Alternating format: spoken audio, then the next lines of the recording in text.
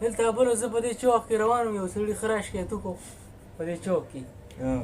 نو ما وی لکه خندکي سپي ته ټوپ نه شو وهلی. ما وی که په دې اوس چاخپه کېښوه نو ډایرکټ به خوېدلی.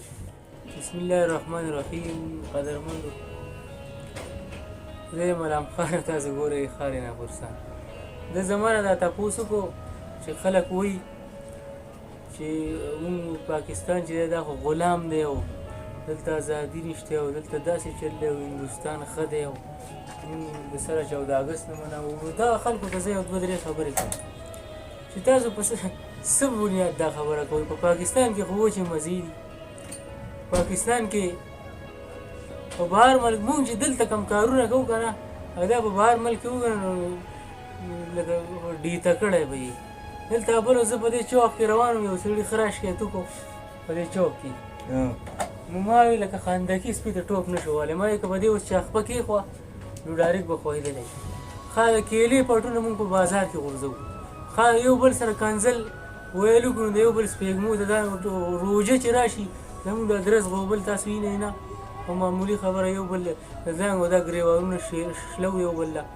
ښه د قربانۍ لرې مونږ د روډ په غاړه غورځوو. ته راشه دې کلو کې دې بین ته وګوره په کوڅو کې، ته بهر ملک کې دا شی وکړه که نه چې څه کوي درسره. ښه ازادي ده، ښه مزې دي. دغه د جومات نه مونږ غلا کوو. جومات کې مونږ بیټري نه پرېږدو. خلک په زلزلو کې مړه شي مونږ ته غوږونه پرې کوو. مونږ ته ځانه کالي خلکو باندې سیلاب راغلی، مونږ ځو دغه کور هغه شی لټوو دغه کې ځانله پیټۍ ګورو او ایله لانجه شو مونږ وروره د یو بل په څپېړو په سکونو دا غویمې کوو. دا ته به بهر ملک کې وکړه چې څه کوي درسره. بهر ملک کې خو چې د نوي نه ووته پرون یو کس وینو لکه او بل پاکستان چې هر سره مونږ پکې زیات خوشحاله یو او دا خو مونږ له خدای پاک یو نعمت راکړ دی. دلته مزې دي لکه ښار ناپرسان دی، ګرځه پکې کولا او ګریوان. بهر ملک د ایله ګاډی وران راکټ کا بیا درپسې دغه راغلي مخالفه وایي دومره درپسې شوې. دلته خو دا پکې نشته چې په کوم سایډ د سړي نه مخکې شوې او مخې ته وروره کله ګډه راغلی کله سپی راشي. هلته په بهر ملک کې دلته ووخته ووایه څه وکړه چې څه چل درسره کوي. دلته په مزې دي کولا وګرځه چې څه کوې ځان له کوه. په بازار کې ګرځه، هلته ته په بازار کې د ګاډۍ ویستی شي یا ملګري ته رواسته ټماټر خرڅولی شي. دلته خو رواسته ټماټر راوړي وایي دا چې کوم دی دا په 50 دي او دا په 100 دي. یو کاټن نه جدا کي دا په 50 دي دا په 70 دي دا په 150 دي. ته بهاریان چې خدای دا دې کې اوس کم یو والم څه سناخرې مونږ دلته نه کوو. او مونږ بیا وایي پاکستان کې دا چل دی وچې مزې دي کولا وګرځه. هغه سره له دې سره د پولیس دي وروره نن سبا دې خلکو ته هم زه پیغام ورکوم د پولیسو سره ودې خوله وایي په هسپتال کې راشي لانجې کړي دا ویډیو سټارټ کړي. ته په بهر ملک کې دا لانجې وکړه دا کومې چې دا نخرې دلته کې دا ته په بهر ملک کې وکړه چې خلک درسره څه کوي. سرمن به دې د خرڅه وباسي. دلته خو مزې دي. او زه بل یو څو شعرونه به د پاکستان په دې باره کې ووایم لکه چې وایي تر قیامته دې ځلیږي او آباد دې وي. تر قیامته دې ځلیږي او آباد دې وي، که د لوږې پکې مرم خو زنده‌باد دې وي. چې در کومې پورې دا دنیا آباده وي، کومې پورې دا دنیا آباده وي، تر هغې پورې آباد اسلام آباد وي. نو ټول له پکار چې خپل ملک سره مینه وکړي. هر څه چې د سړي پلار یا هر څنګه چې یا د هغه کور یې کچۍ ساسي را باندې ساسي پې ته به څه وایه چې زما دا کور داسې چل دی نو دا سپیرکي بلوي ساسي را باندې په هغه باره کې خو دې سره څه ونه وي.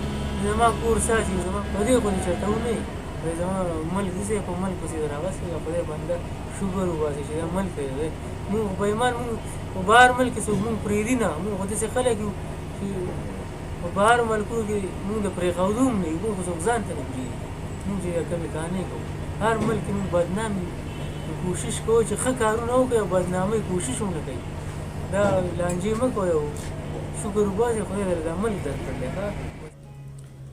او مونږ چې 20 کسان په یو ځای باندې چېرته لږ ایسار شو که هسپتال وي که دفتر وي که هر ځای نو بیا وروسته چې هغه لاړ شي نو بیا پکې دا پته نه لګي چې دلته ګډې راغلي وي که نه اوښان راغلي وي که نه انسانانو.